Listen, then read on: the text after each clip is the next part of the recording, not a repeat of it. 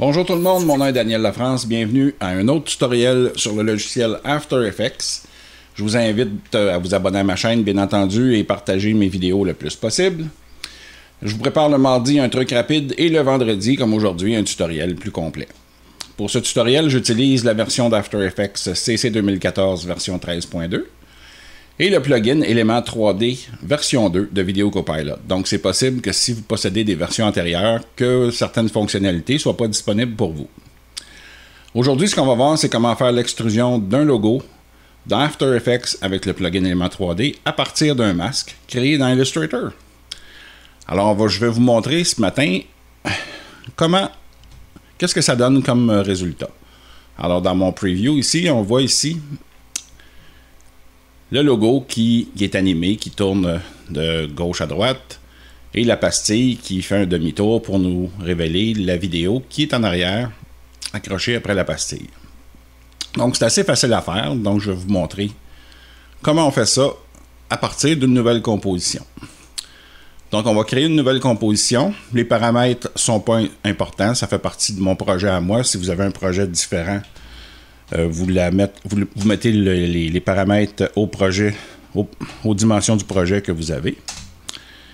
YouTube, tutoriel. Et voilà. On clique OK. Dans notre nouvelle composition, j'ai besoin d'un arrière-plan. J'ai déjà fait un tutoriel sur les arrière-plans, donc je ne vous réexpliquerai pas comment le faire. Je vais simplement le copier ici. Et voilà. On va le renommer. Donc, j'ai mon arrière-plan qui est installé. Ce que j'ai besoin maintenant, c'est d'un solide pour appliquer l'effet du plugin Element 3D. Donc, on va nommer notre nouveau solide E3D. Ensuite, ce que je fais, c'est prendre le plugin, l'appliquer sur le calque. Et je vois que là, c'est devenu transparent. Je peux revoir mon arrière-plan. Et j'ai ici, dans la fenêtre d'effet, tous les paramètres que je vais pouvoir utiliser dans Element 3D. Pour pouvoir l'utiliser puis bien le regarder, j'ai besoin de créer une caméra. Donc, en créant une caméra avec les paramètres prédéfinis, là, on a ça ici. 35 mm, c'est parfait. Donc, j'ai la base ici. Ce que j'ai besoin maintenant, avant d'aller dans Element 3D, c'est d'avoir mes masques pour pouvoir les appliquer dans Element 3D et aller faire l'extrusion ensuite. Donc, je vais ouvrir Illustrator. J'ai déjà ici mon logo qui est installé dans Illustrator, qui est en vectoriel. Donc, ce que je vais faire, c'est que je vais tout simplement prendre ce curseur-là ici pour sélectionner que les calques. Quand j'ai sélectionné les calques, je fais CTRL-C et je retourne dans After Effects. Ce que je vais faire, je vais créer un autre solide qui, lui, je vais appeler masque. YouTube. Je vais cliquer sur OK. Je vais amener ça en dessous complètement ici parce que je n'aurai pas besoin de le voir tantôt. Et je vais tout simplement faire CTRL-V pour coller mon masque. Donc, ce qu'on voit, c'est que les masques sont maintenant tout installés. Mais pour pouvoir les extruder séparément, j'ai besoin de 3 masques séparés. Donc, ce que je vais faire, c'est dupliquer mon calque. CTRL-D pour le dupliquer 2 fois. Je vais renommer les masques pour pouvoir me retrouver tantôt. Donc ici, on va l'appeler pastille. Ce sera la pastille du logo de YouTube. Le deuxième, on va l'appeler Tube. Et le premier, on va l'appeler You. Et voilà. Alors, ce que je fais, je vais ouvrir les paramètres de mon solide ici. Je vais ouvrir les masques. Et je vais sélectionner, ici, si je vois le premier avec la couleur, je peux l'identifier, donc c'est la pastille. Donc, ce que j'ai besoin, c'est seulement que ça. Je vais simplement supprimer les masques qui sont en dessous. Alors, pour le masque de mon solide Tube ici, je vais aller identifier mes calques. Donc, si j'ai le premier qui est la pastille que je n'ai pas besoin, je vais le supprimer. Et si je veux garder Tube, je devrais avoir le premier calque ici, c'est probablement le Y, si je joue avec, c'est ça.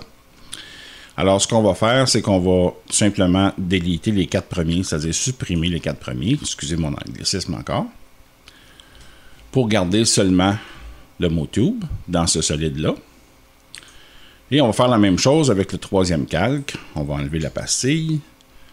Et ici, par contre, on va enlever le mot tube. On va garder seulement les 4 premiers qui sont les calques, les masques, c'est-à-dire, qui forment le mot You. Maintenant qu'on a fait ça, on va aller dans Éléments 3D. Dans Éléments 3D, dans les paramètres que j'ai ici, j'ai Custom Layers. Custom Layers, ça me permet d'associer des calques. Ici, on voit Custom Text. Si j'avais du texte, je pourrais le mettre là. Masque ou Texture Maps, c'est-à-dire, on va le voir tantôt avec notre vidéo qu'on va utiliser. Alors, on va mettre nos masques. On va aller les identifier en cliquant You, Tube et la pastille. Et voilà. Quand ça, c'est fait, on va aller ouvrir le Scene Setup d'Éléments 3D. Alors, dans l'environnement d'Éléments 3D, ce que j'ai à faire, je ne vois rien présentement. Ce que je veux, c'est faire l'extrusion de mes 3 calques. Donc, je vais faire Extrude. Là, on voit qu'en allant chercher mes calques, j'ai le premier mot qui est extrudé présentement. Donc, si je vais avoir... Là, ce que je vais faire pour rester ordonné, là, je vais tout simplement renommer ici mon folder, qui est mon dossier. Je vais le renommer Logo. YouTube. Juste histoire de rester organisé. Et on va faire ici la même chose avec la première extrusion, qui est le You. Maintenant, bon, on voit l'extrusion est faite en 3D. Là, ce que j'ai besoin, c'est d'avoir les deux autres extrusions, c'est-à-dire le tube et la pastille. Donc, je vais encore cliquer sur Extrude. Ce qu'on voit présentement, c'est qu'il n'y a pas eu de changement. Par contre, si je vais tirer dessus, on voit qu'il y a une deuxième couche qui s'est installée. Pour changer le You pour autre chose, je vais ici dans l'Extrusion Model. Si je clique sur l'extrusion, le Custom Path, c'est les masques que j'ai mis tantôt. Là, j'ai le premier.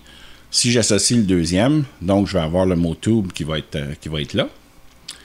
Et j'ai à faire mon autre extrusion,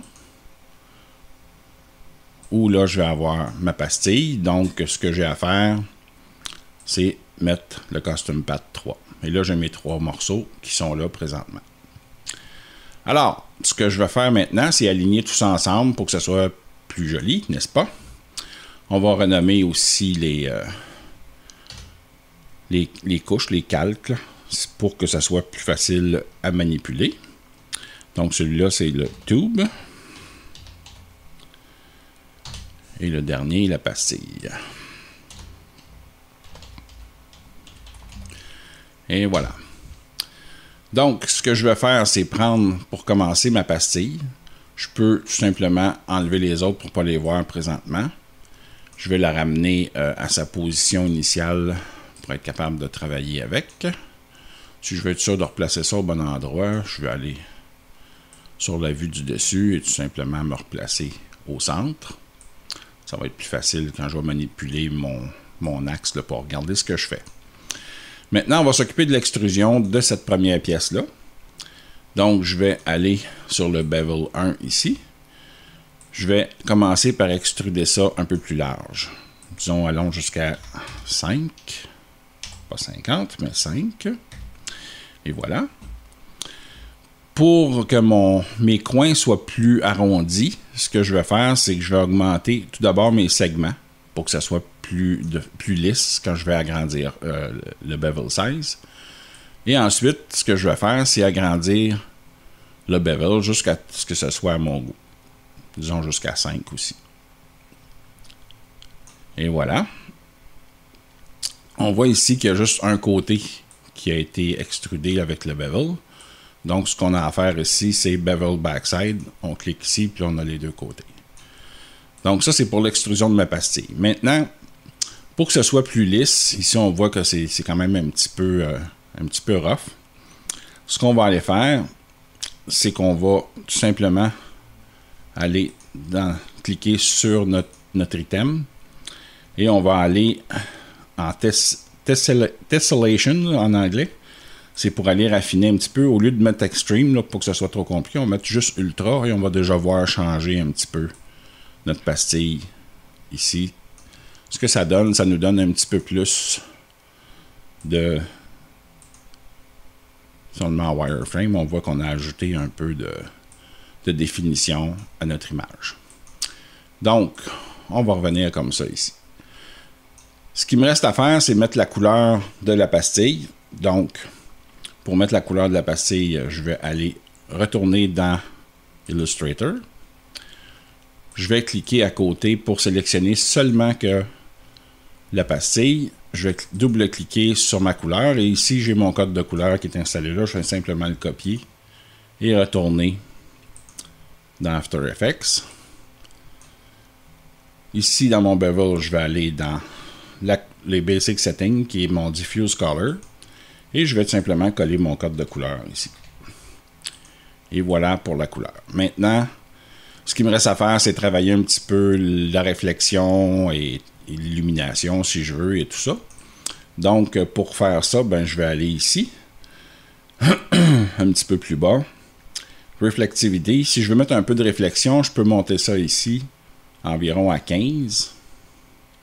Mais comme je vois, ça a affecté ma couleur parce que la réflexion est de couleur blanche.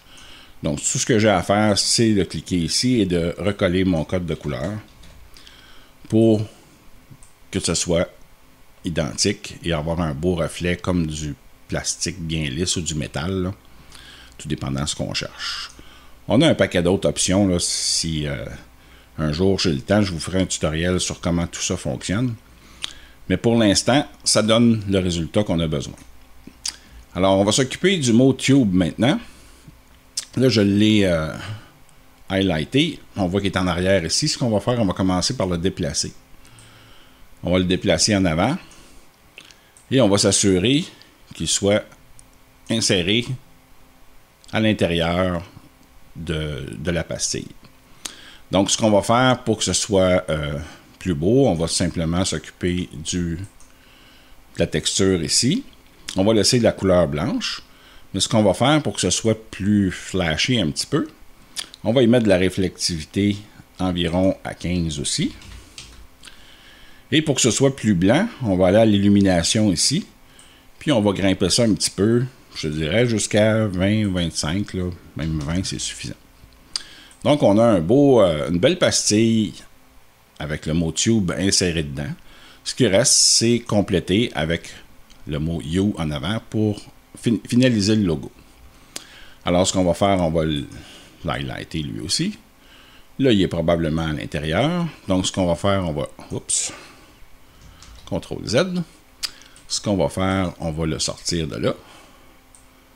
On va l'amener ici à côté. En vue de face, je vais être capable d'aller le placer pour avoir la bonne distance entre les deux, que ça soit joli. Je reviens en perspective.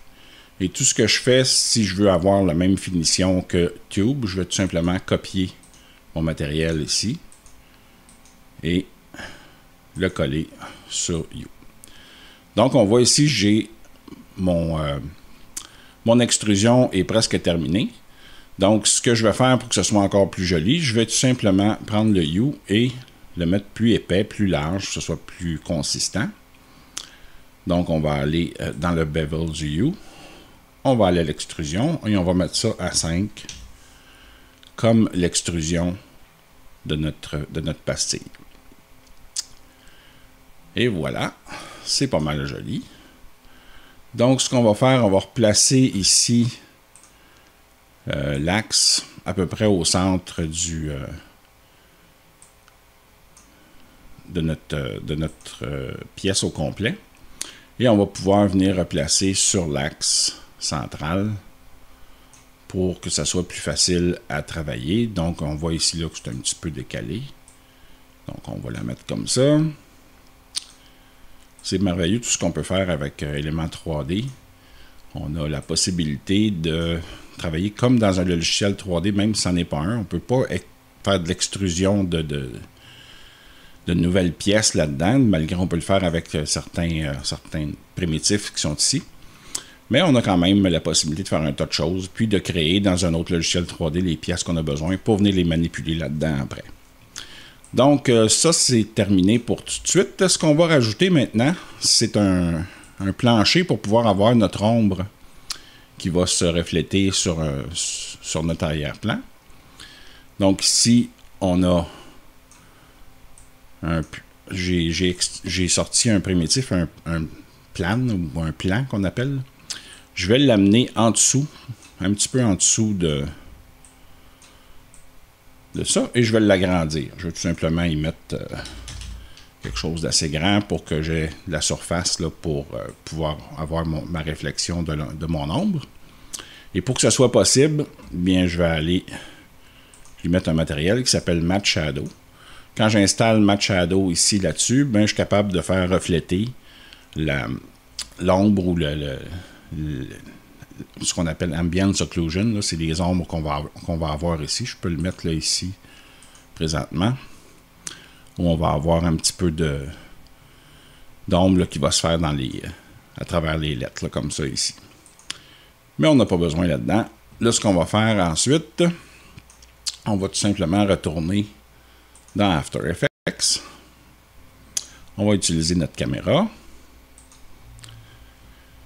Je vais faire le C pour pouvoir utiliser mon outil pour utiliser ma caméra. Et voilà. Là maintenant, si je veux voir mon ombre, il faut que j'ai tout simplement dans Element 3D. Je vais aller dans les Render Settings. Ambient Occlusion. Je vais la mettre actif. Là, je vois que j'ai déjà un ombre d'installer. Puis là, je peux mettre un petit peu plus de définition en la montant, disons, vers 8. Donc, je vois là que j'ai quand même une certaine ombre qui s'est installée. C'est sûr que la résolution n'est pas parfaite parce que j'ai baissé ça en preview tantôt, mais ça nous donne déjà une bonne idée de ce que ça va avoir l'air. Si j'enlève l'Ambient Occlusion, je vois ici que dans mes lettres, j'ai plus non plus de reflets comme ça. Maintenant, on va mettre de la lumière un petit peu là-dessus pour que ce soit plus agréable. On va aller avant juste dans Lightning ici et s'assurer que la case Use Complete est cochée. Et je vais ajouter une lumière. Je vais prendre lumière ponctuelle à 100%, c'est parfait. Qui va s'appeler lumière 1, ça aussi c'est parfait. Donc présentement, elle est placée devant. Là, ce que je veux faire, c'est mettre cette lumière-là où est placée ma caméra. Donc, pour la placer où il y a la caméra, ce que je fais, c'est que je vais aller dans la position. Je vais copier la position de la caméra. Et je vais aller copier cette position-là, c'est-à-dire coller cette position-là, pour que ma lumière soit installée où est ma caméra présentement. Ensuite de ça, je vais faire une deuxième lumière, histoire d'y donner un petit peu plus de reflet. Et la deuxième lumière, je vais la déplacer, elle. Oui, avant, je voulais juste j'ai oublié de vous dire, pour que la caméra suive la lumière, tout ce que j'ai à faire, c'est parenter ici, avec le petit ressort qu'il y a là, la lumière et la caméra. Donc, si je prends mon outil de caméra puis je tourne ici, on voit que la lumière va toujours suivre la caméra. Donc, je vais illuminer les deux côtés de ma scène pour être capable de voir la vidéo que je vais mettre tantôt. Là, c'est sûr qu'on est un peu clair. On va prendre la lumière 2. On va aller dans la vue du dessus. Et on va la déplacer juste au-dessus de notre pièce. Donc, on va appuyer sur V pour déplacer ça jusqu'au-dessus. On va revenir en caméra active. Et en caméra active, ici, je vais prendre le Y et je vais monter au-dessus ici pour créer de la lumière qui arrive du dessus pour que ce soit plus joli. Et voilà. Si je fais ajuster pour que mon écran s'ajuste, ça me donne une bonne idée. Là, je trouve un petit peu la scène suréclairée, donc je vais prendre ma lumière 1 et je vais aller dans les paramètres, les options de lumière, et je vais simplement baisser ça un petit peu pour que ce soit plus joli à regarder. Donc, ça nous donne pas mal notre résultat final qu'on avait tantôt. Il reste à animer tout ça et à y installer notre vidéo en arrière. Alors, ce qu'on va faire, on va aller dans le projet. Dans les vidéos, ici, j'ai déjà une vidéo qui est simplement un décompte là, de films silencieux ou les anciens décomptes qu'on avait dans les films.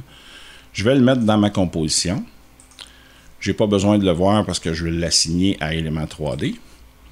Donc, dans mes effets éléments 3D, je vais aller dans Custom Layer, Custom Texture Map pour cette fois-ci. Les autres qu'on a placés tantôt étaient dans les masques pour faire l'extrusion. Maintenant, on va vouloir appliquer une texture. Donc, on va prendre le film ici et on va le mettre là.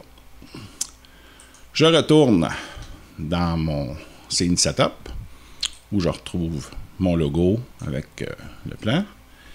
Ce que je vais faire maintenant, c'est ajouter un autre primitif plat, là, un plane qu'on appelle, qui s'est placé directement ici. Donc, ce que je vais faire, c'est je vais le glisser en arrière. Je vais prendre l'outil de rotation et en tenant majuscule, je vais pouvoir le retourner pour qu'il soit installé plat pour pouvoir mettre mon écran directement en arrière ici. Alors, ce qu'il faut que je fasse, il faut que j'aille le mettre aux bonnes dimensions pour une vidéo. Donc, je vais aller ici dans les outils de transformation. Je vais prendre la largeur et je vais mettre à 177%, qui me donne le ratio 16:9 que j'ai besoin pour mon film. Avant de quitter l'outil de rotation, ce qui est important, c'est que là, comme je l'ai tourné, mon Y, si j'insère mon vidéo dessus, il va être à l'envers présentement. Donc, ce que je vais faire, je vais simplement le replacer à l'endroit, comme ça ici. Ensuite, je vais le redimensionner. Je vais tout simplement prendre, ici, je vais rebloquer mon cadenas pour que tout se fasse la même grandeur. Et voilà, à peu près la grandeur que j'ai besoin pour ma pièce.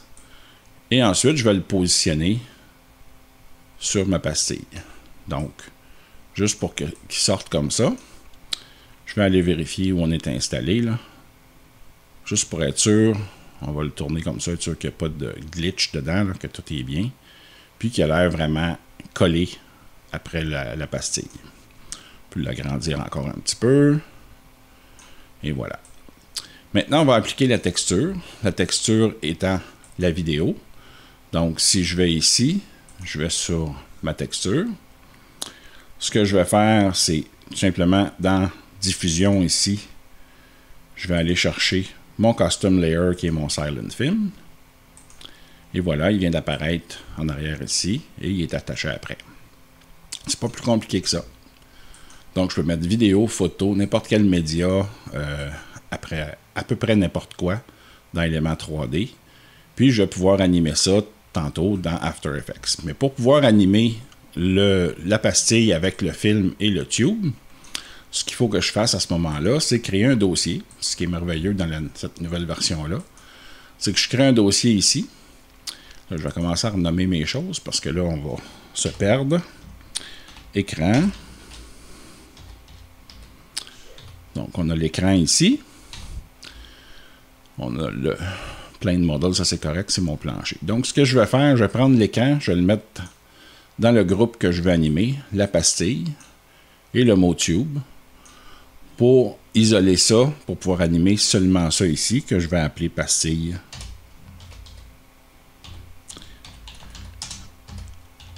En assemblage ou assembly, disons-le comme on veut. Et voilà ici, dans les animations, j'ai une nouvelle fonctionnalité qui s'appelle Auxiliary Animation. Donc, je peux animer séparément ce que je trouve dans ma scène ici, en autant que je l'applique soit à un dossier, soit à une pièce complètement séparée. Donc, je vais utiliser le Channel 1 pour faire cette animation-là. Après que c'est fait, que c'est assigné, je vais tout simplement retourner dans YouTube. Et là, je vais ouvrir Element 3D ici, mon effet, où je peux aller tout simplement dans ma fenêtre ici, si je veux garder ma place en bas. Je vais aller dans le groupe 1, Auxiliary Channel. On voit ici le Channel 1 qui est ici. Donc, ce que je vais faire, c'est que je vais prendre ma rotation et là, je peux tourner ma pastille et l'animer comme je veux avec des points d'ancrage. Donc, ce que je vais faire pour commencer, c'est que je vais animer le logo au complet pour lui donner sa rotation au départ. Donc, ce que je fais ici, je vais dans la rotation du groupe 1. Et là, on voit, je peux faire la rotation totale du groupe. Je vais aller à plus 15, disons. Je vais mettre mon premier point d'ancrage. Puis là, pour pouvoir le voir, je vais simplement faire U ici pour afficher mes points d'ancrage si j'en ai dans certains calques. Et je vais aller à la fin. Envoyer mon curseur à la fin. Et je vais aller à moins 15. Donc, on va avoir une rotation de moins 15 degrés, de plus 15 degrés à moins 15 degrés, qui nous donne une rotation qui est passablement là, active, sans trop énerver là, celui qui va le regarder. Je vais maintenant m'occuper de la rotation de la pastille. Alors, la pastille, pour la faire tourner, je vais m'en aller à 2 secondes. Après avoir déplacé mon curseur à 2 secondes pour commencer ma rotation, ce que je vais faire, c'est mettre un premier point d'ancrage. Je vais me déplacer de 5 frames. 1, 2, 3, 4, 5. Ça, c'est en pesant sur Page Down qu'on réussit à faire ça. Et je vais aller à moins 8 degrés. Je vais réavancer de 5 frames. Et je vais ramener ça à 180 degrés. Donc, si je mets 180 degrés ici, là, je vais avoir ma rotation complète. Ce que ça va avoir fait, ça va avoir été en arrière et ça va avoir fait la rotation complète ici. Donc, je vois un petit peu là, le style que j'ai donné, comme si je prenais un élan là, pour mieux tourner. Et voilà. Ce que je vais faire, c'est prendre ces points d'ancrage-là. Je vais faire F9 juste pour adoucir le départ et l'arrivée pour que ça soit moins sec. Et voilà. Là, je vais laisser ça comme ça, puis je vais aller vers 7 secondes. Refaire une rotation. Pour refaire la rotation inverse, tout ce que j'ai à faire, c'est copier mes points d'ancrage ici et les coller où est mon curseur. Je vais sur mes points d'ancrage, je clique avec le bouton de droit, assistant d'image clé, et je vais tout simplement inverser les images clés, qui va me donner le même type de rotation. Et ça va aller comme ça jusqu'à la fin. Alors, ça donne à peu près ce que je vous ai montré tantôt. Alors, on peut fine-tuner ça, c'est-à-dire aller dans les paramètres et continuer de mettre ça encore plus à notre goût au niveau des réflexions, des rotations. On peut changer ça, amusez-vous comme vous le voulez. Mais ça fait un super bel effet pour un client qui a besoin d'un logo en 3D, d'insérer des choses dedans, avoir une vidéo, etc. Tout se fait avec ce fameux plugin-là d'éléments 3D. Alors, je vous remercie d'avoir pris le temps de visionner mon tutoriel. N'oubliez pas de vous abonner à ma chaîne. Posez vos questions dans le bas de la vidéo ou postez vos impressions. J'aime toujours ça, être capable de lire ce que les gens pensent de mon travail. Puis si vous décidez de le reproduire, ben envoyez-moi le lien que je puisse le voir puis que je puisse passer mes commentaires sur ce que vous avez fait. Puis je vous invite à revenir à la prochaine, à mardi, pour le prochain truc rapide.